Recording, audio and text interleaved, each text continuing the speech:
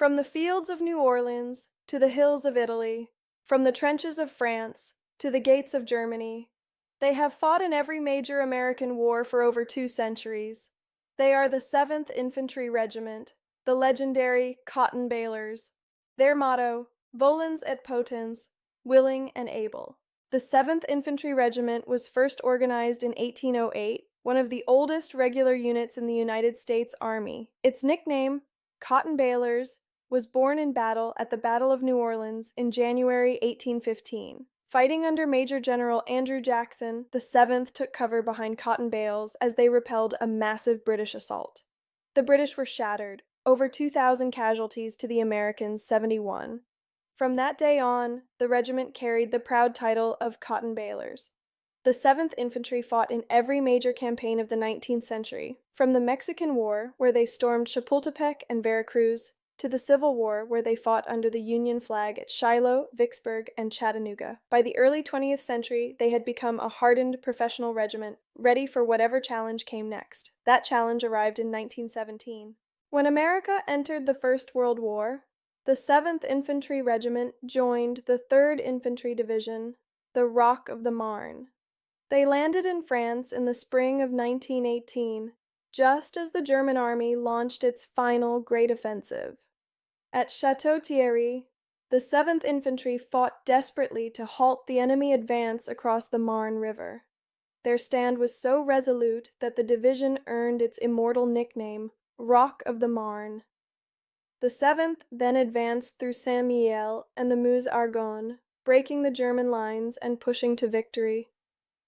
By the war's end, the Cottonbalers had suffered over 1,500 casualties, but their courage never wavered.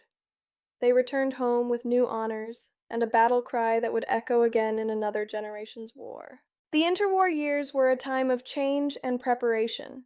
Stationed at Fort Benning, Georgia, and Fort Lewis, Washington, the regiment trained, modernized, and prepared for the storm ahead. When World War II erupted in Europe, the 7th Infantry Regiment, still part of the 3rd Infantry Division, was ready. By November 1942, their turn had come. The 7th Infantry Regiment made its first amphibious landing during Operation Torch, the Allied invasion of North Africa. They came ashore near Fadala, Morocco on November 8, 1942, facing heavy resistance from Vichy French forces. The Cottonbalers quickly seized Casablanca, proving their skill in combined arms warfare and earning the respect of General George S. Patton, who would remember their fighting spirit.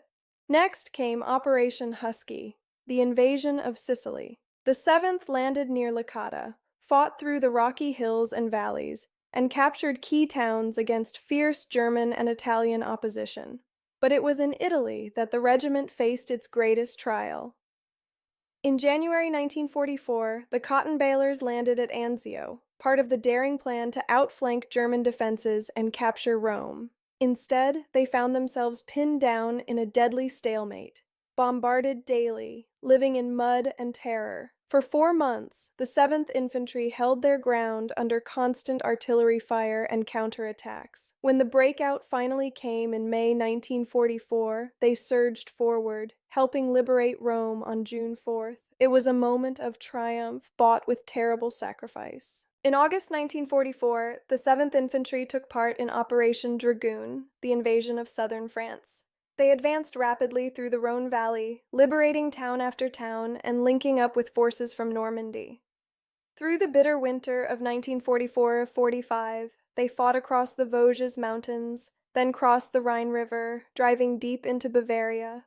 At war's end, the Cottonbalers had fought continuously from North Africa to Germany, over 500 days in combat, one of the longest records of any U.S. regiment in the European theater.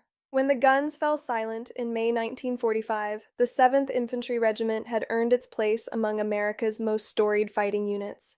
They had participated in 8 major campaigns, liberated countless towns, and suffered thousands of casualties, yet they never failed a mission.